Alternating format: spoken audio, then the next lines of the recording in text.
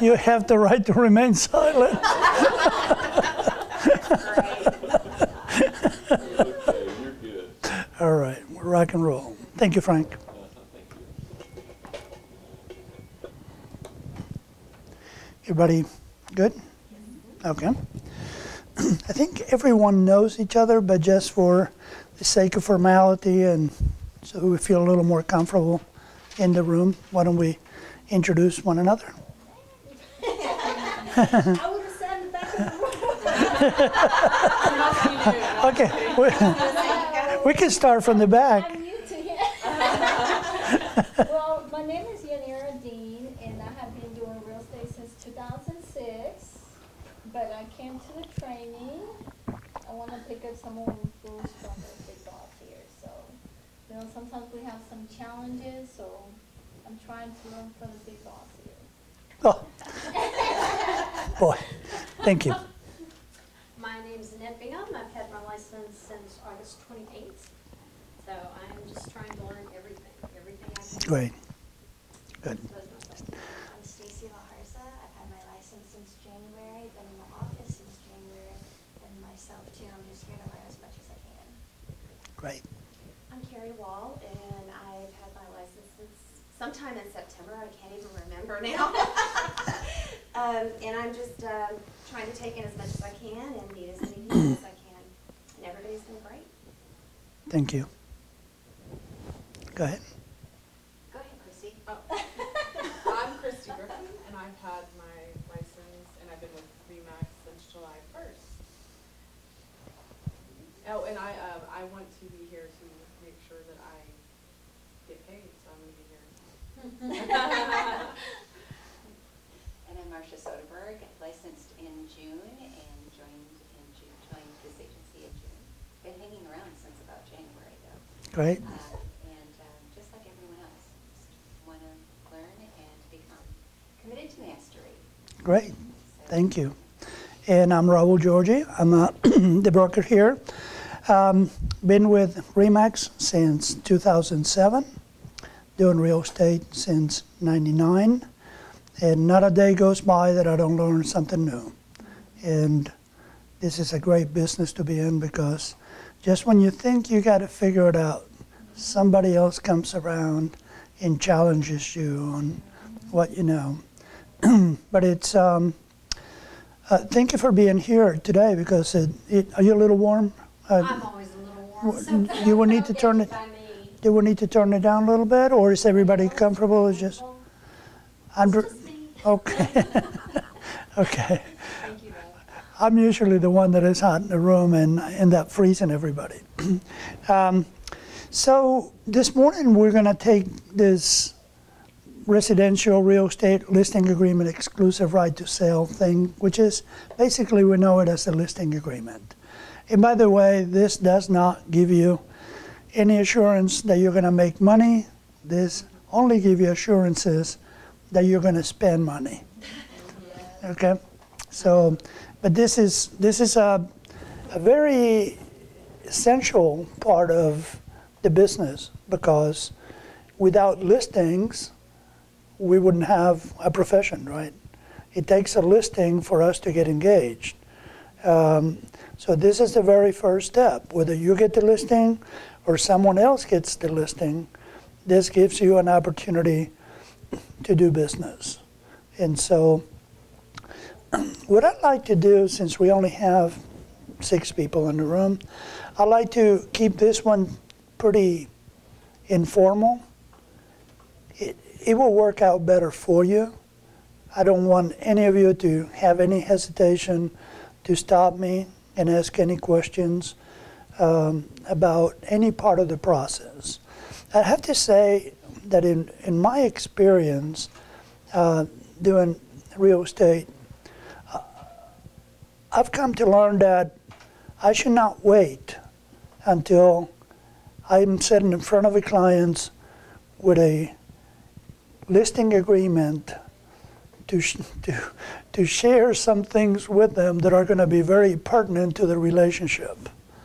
So by the time that you sit in front of your clients, if it is that you're sitting in front of your clients to explain it. Sometimes it ends up that you explain everything ahead of time and you just simply send the documents via DocuSign or otherwise. You know, maybe a carrier will take the documents and have your client sign it. But it is very important that your clients understand that this, in fact, is a contract. Agents sometimes get a little bit antsy about sitting in front of a client and explaining this listing agreement, particularly when it gets to page 2, because there are some things in there that if you have not had a conversation about commissions and, you know, the listing period and things like that, it could get quite interesting. The conversation, as I said, when you have an opportunity to have a client that is going to give you the right to list their property, you should prepare them to what's to come. And one of the things that I do from the get-go is to immediately let them know that whatever the listing agreement says, it's what's going to be enforced. And I share with them the fact that whatever commissions are described on the listing agreement, the other side, the buyer's agent, will be assured 3%. The reason I said 3% is because it is customary that real estate agents, when they're representing buyers, they get 3% of the commission, or half in most cases. I don't like to say that they're going to get half, because if there is a negotiation that pushes me down into an amount lower than 6%, if I said half and the agreement was at 5%, I have to explain to them that unless I offer 3% to the realtor community, more than likely we're going to be affected by it. Affected simply because not all buyer's agents are going to be willing to show our property. And that is a fact.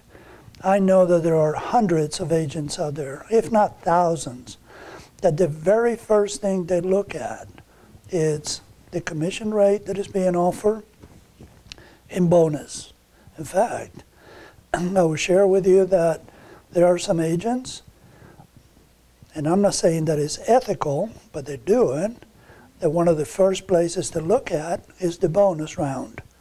And if there is sufficient inventory, those properties, unfortunately, sometimes get to be seen before any other property.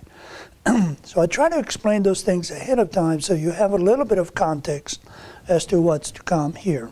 Obviously, like in any contract or agreement, the very first thing that we have is a description of who the parties are. And so obviously we're gonna have the seller in here, their address. Be sure, before you schedule the listing agreement presentation, that you know for a fact who the parties are who actually own the property. It is extremely important that you go there, that you do ask, who has interest in this property? Is it just you? Is it you and your wife? Are there any other parties that are part of the ownership on the deed of this? Because it is not infrequent when someone may reside in the property and have come to believe that it is their house, and they do not share with you that in fact it is her parents that owns the property, or his parents. You're going to have serious issues down the road. You should never list a property who should never come into an agreement with a party who does not own the property. And that can be verified very quickly by the title company. So you can actually take an additional step and find out The first thing you have to do actually is look at the tax records. The tax records will give you a hint as to who owns the property. So if you see that there is a discrepancy between the people that you are actually sitting in front and the people who is actually showing to be the property owners on taxes, you have one of two things. You're either talking to the wrong people or the deed was not appropriately recorded in the courthouse. And that has to be addressed with the title company as well. So Raul, I just did this research on an offer I'm making, and the street name is Eganville Circle. I couldn't find it in HCAD, and I eventually tracked it down through the listing agent that what HCAD did, they butchered the address. Instead of putting Eganville Circle, they turned it into East Ganville Creek. Completely different. You can see how they did it. Is that going to be an issue when we get to closing? Well, there is no substitute for the legal description of the property. Correct. Oh, that's right. And so that's basically what we are after. The very first step in getting a listing agreement obviously is getting an appointment, right? You do a preliminary research just like Frank did. And obviously you make notations as to what should be part of the conversation. And one of the things that I always like to ask and prepare my clients for when I go into a listing agreement, please have handy the documents that were provided to you when you purchased the property. And that means the closing documents. And typically this is the kind of thing that goes into a folder of some sort, either plastic or manila folder, and it goes into record keeping. And people have every intention of reading those things and they never do. They just get stored. That's where the survey is typically. That's where the legal description of the property is. And that's what we want to have. We want to have an opportunity to review those documents. And these days, where the technology that is available to us, we have no excuse, even if we not want to share those documents, for us not to capture it with her permission, of course. So if you have an opportunity to go to, and sit in front of these people, they share with you the documents, but they do not want to hand them over to you for copies or whatever, have an application on your telephone, have an app that would allow you to do a doc scan, document scanning, you can do, it's no different than a photograph, right? And so it allows you to put it into a PDF format. You can email it to yourself, you can print it, but have some documentation on hand, because at some point in time, if there is a discrepancy, particularly when it comes to title, you can demonstrate that you did your due diligence and there was no reason for you to be concerned at that point. Now, things may evolve into a situation in where there was refinancing of the property, there are additional deeds, but that's the title company's business. And that will come later. But for the purposes of listing the property, be sure you're talking to the right people. And second, be sure that you have as much information as to the property, legal description as possible. First, by looking at the tax appraisal district and see what they have to say. Second, by verifying that information against the legal description on any document that may have been provided on prior closings. And then the title company will verify that this in fact is correct. Now, this is something that every seller should be made aware. So we got the part about the legal description and the parties. Any questions there? Sometimes when you're writing the listing agreement, there's the block missing, but they have the lot in certain sections. So Right. we leave the block empty, right? Sometimes, yes. Sometimes you don't have a lot number. Sometimes you don't have a section, and so you have to put in there, to the best of your ability, the part of the legal description. Yes. Would you put NA in things that you're leaving blank so that it doesn't look like you You can. Just to show that there was no oversight. Yeah, yes, absolutely. On the improvement, this is something that usually surfaces when an offer comes in that if you remember from a prior class on the 1 to 4, there is a section that lists everything that belongs to the house, right? All the attachments, all the accessories. So this is the first hint to the seller as to what's to come when the offer or the first contract comes across. It's not a contract, it's an offer until it gets signed. But be sure that they read what is described as improvements on the property. The accessories further clarifies those items that should remain as part of the property and would more than likely be expected by prospect buyers to remain with the property. And it is extremely important at this point in time that you ask the question, is there any item on the property that is currently displayed and it is attached that you wish to keep after the sale of the property? And this is the perfect time. Sometimes there are chandeliers, there are items that are attached to the wall, drapes. The drapery is usually, valances and rods become an issue at some point in time. So if there is an item that is going to remain as part of the ownership of the sellers, and they want to keep possession of that, be sure that you suggest that they remove those items prior to actually showing the property. Otherwise, there could be issues that follow. Any questions on improvements and accessories? Most frequently these days, you will run into questions like, okay, what do I do with the flat screens? We like to watch certain shows and movies, and we're not ready to take them down, and so what's up with the screens? Well, the screens, any screen, if you don't know, most of this, no matter how big they are, these are not permanently attached to the wall. What's attached to the wall is the bracket. So that bracket, in reality, is described as part of the accessories here.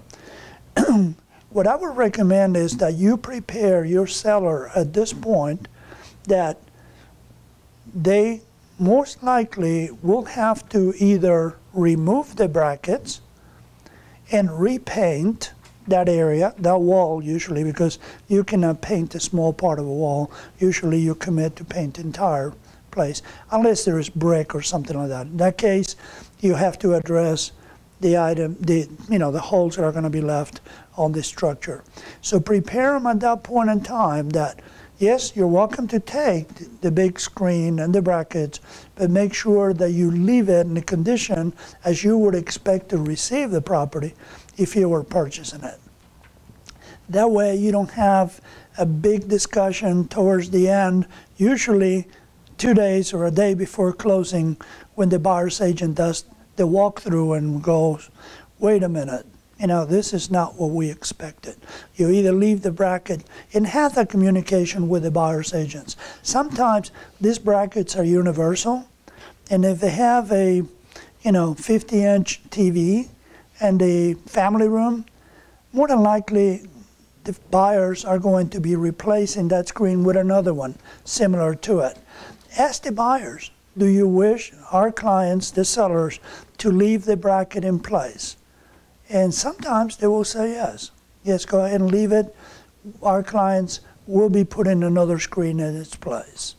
But it's good to ask, it's good to communicate, usually as far in advance as possible, because you don't want to leave these lingering items to the day of closing. Those could become serious issues. Okay, moving on to, you notice that I have a partial address on here, and when I click in that area, it gives me an opportunity to put the rest of the address in its place. So I know you know this, but I'm just going to cover it anyway. By the way, this is zip forms. Does anybody not use zip form in this group? Everybody uses zip form? Okay.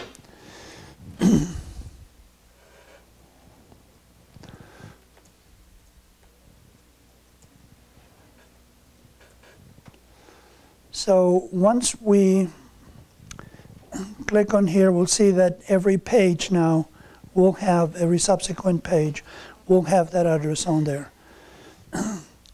And I highly, highly recommend that you use technology today to complete these forms. I've seen very few agents these days that complete these forms by hand. Sometimes you have to do it, but for the most part, good morning.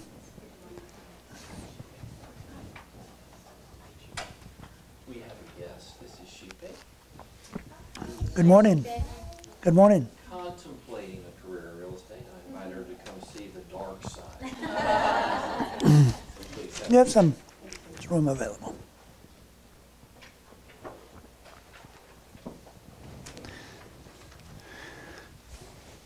All right. We are reviewing the exclusive right to sell form that is usually presented when we list a property.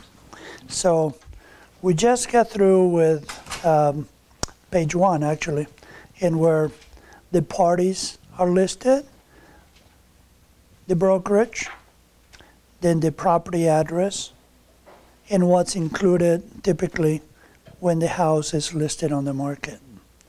So we're on page 2 now, and this is fundamental to avoiding any sort of issues later along the lines of what we were talking just a few minutes ago as to what is the seller intending to keep post-sale.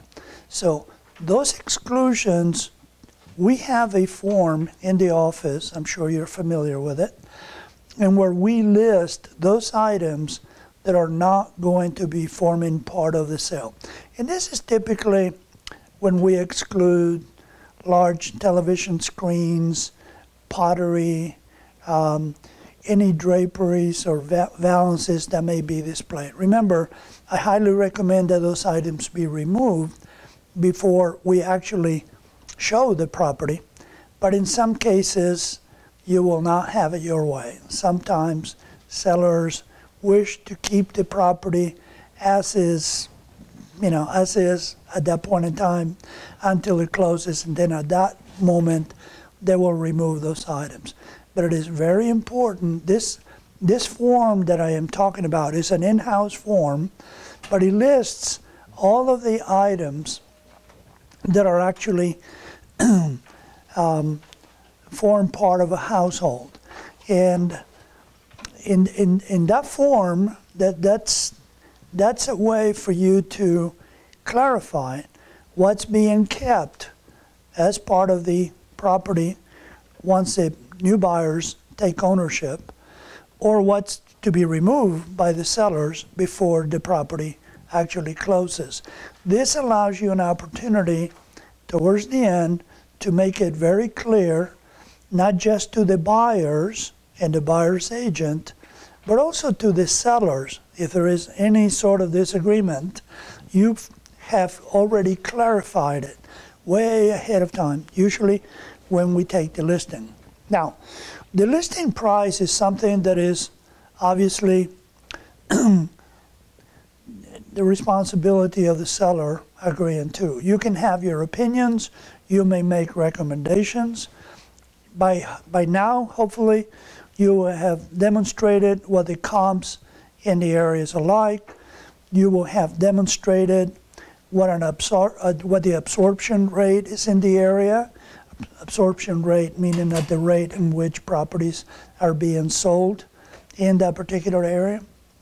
And it's a simple formula, right? You just basically take a very specific area, typically either the subdivision or the neighborhood, and you account for how many properties may have sold within the past 90 days, and how many properties remain active, and then you basically do a division of how many properties are being sold every month, and you compare it with how many properties are actually active. It's a basic, rate calculation. Moving on from the exclusions, one of the things that it is very important for you to determine, usually the sellers will have the answer to this question. I would simply ask, do you pay a homeowners association on the monthly basis? Typically, they will have the answer because they either write a check or there is some sort of a transactional document that demonstrates what that amount is. And you make note of that, and then I would simply ask for them to share what the amount of the association fee is and who is the homeowners association. And if they have a document that they can show you, again, I will move forward and ask for permission to scan it, actually take a picture of it, so that you will have further documentation when it's time to put that information into Tempo or Fusion, whichever you use. The listing price should be pretty straightforward. This is the amount in which this property is going to be offered to the market at large on the MLS. And there should be no doubt in anybody's mind as to what this number is. And please be extremely careful when you're populating Tempo or Fusion and offering this property. Make sure that the property price that you're showing on the MLS, it's exactly what is listed on this form. Now, the term of the listing, it's something that should be, this is negotiable, right? And so it all depends on what your relationship with the sellers is. It all depends on what the market conditions in the area are. And therefore, you should keep in mind that this agreement, this contract, as I mentioned at the very beginning, it's simply permission for you to start spending money. Remember that this does not take you to closing. This is the very first step. But in reality, what you're agreeing to do is that you're going to follow up on your promise of all this marketing that you're going to do, all this great photography that you're going to acquire and be involved in. And so this listing period, it's very important for you to keep in mind, because if it's too short, you may not have an opportunity to get an acceptable offer. There is nothing typical. I personally always strive to go for 6 months listings. In this market, don't be surprised if people resist that. 90 days listing, if the price is right, if you see that what's showing on paragraph 3, it's very competitive to the market conditions, there is a better chance of you moving this listing within the period of time. I would really encourage you not to go under 90 days. If you go under 90 days, you begin to take chances, because it's probably going to cost you several $100s to get all of the marketing necessary for this property to be shown properly on the market. So I encourage you to be in this market conditions no less than 90 days. If you can, 6 month period would be ideal. I think that when you list a property, unless there is something unique to the property, unless the market conditions in the area are extremely difficult, not in this market so much, but let's say you get into a rural area. And let's say that you get into an area that there is a lot of inventory.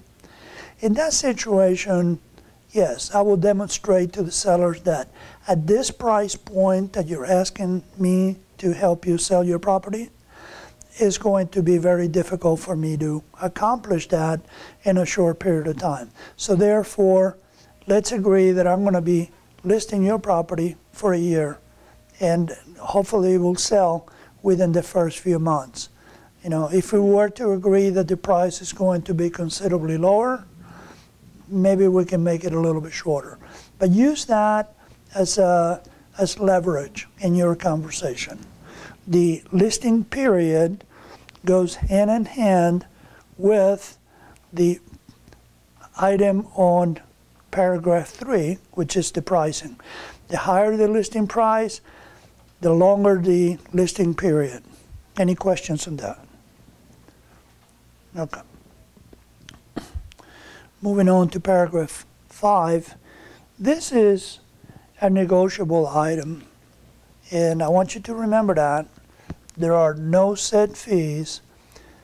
I want to make this very clear. RE/MAX, the Woodlands and Spring, requires you 0 transaction charges to the sellers, meaning don't throw RE/MAX, the Woodlands and Spring under the bus if you're trying to collect an additional $150, $250, whatever it is. Some companies do charge a transaction fee for the purpose of lining their pockets, basically.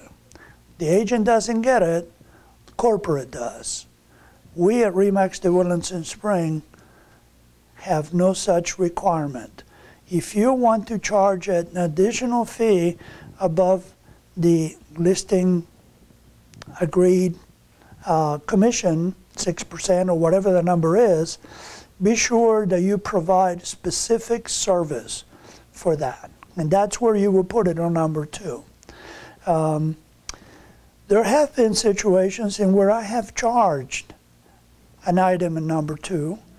And for instance, I was asked during a different time and where the market was not as active as it is right now, to list a property, waterfront property on Lake Conroe. The listing was going to be for $1.1 million. I felt that it was not in my best interest to commit the amount of money that it was going to require for me to market this property without taking some assurances that in addition to the commission that I was going to be charging, I was also going to be getting some money back. So my agreement was this. My client, who came from San Francisco area, decided that she was going to purchase a property with her husband, 7 acres on Lake Conroe. We bought the property at $1,050,000. A year later, they approached me to sell the property. They were getting divorced. And so she decided that she did not need that large of a property on the lake. She was going to move to the Woodlands. So she asked me if I will help her purchase a property in the Woodlands for about half the amount that she was going to be obtaining from the sale of this property. So I'm just giving you a demonstration as to where this area may apply. So my agreement with her was, since she was going to allow me to represent her on a purchase of a property of lesser value, I would agree to give her a discount on my commission fee. I was going to offer 3% to the buyer's agent. And in exchange for that 1%, I wanted to get, under number 2, $5,000 at the initiation of the listing upon signing the listing agreement for marketing costs, my marketing expenses. And so That was another way of orchestrating something that I felt was a win-win. So you got 6% plus I 5,000. got 5%. 5% plus 5,000, and then you discounted on the representation of the purchase? No, I actually discounted on the closing of the second transaction. Yeah, that's what I mean. Because this is the sale is 5% and 5,000, the listing. And then you represent on the purchase and you discount it there? Yes, I actually don't discount it, I rebated it. Okay, got it. Different terminology, same purpose, right? What does this do? If you offer a discount on the first transaction and something happens on the second one, you may be discounting your commission, your services, without really any assurances that you're going to have a second transaction take place. Does that make sense? Let me say that again. If you are trying to leverage, if you're trying to give a break to your client because he or she or they are going to list this property, and in addition to that, they're going to allow you to represent them on the purchase. Remember, something can happen to either one of the transactions. If you do not set it up in such way where you would actually rebate your principal, you cannot give money to somebody else, right? You can only give it back to your principal. Be sure to do it on the closing of the second transaction, not on the first one. Don't base it on the price of either one, just agree on an amount. You know? So in this one, I knew that I was going to be getting 5%, meaning 2%, 3% was going to go to the buyer's agent. So I roughly was going to be getting, whatever the $20,000, whatever that amount is. And so $500,000 later will give me, approximately $15,000. I wanted to make up, leverage my risk by getting $5,000 from the seller for the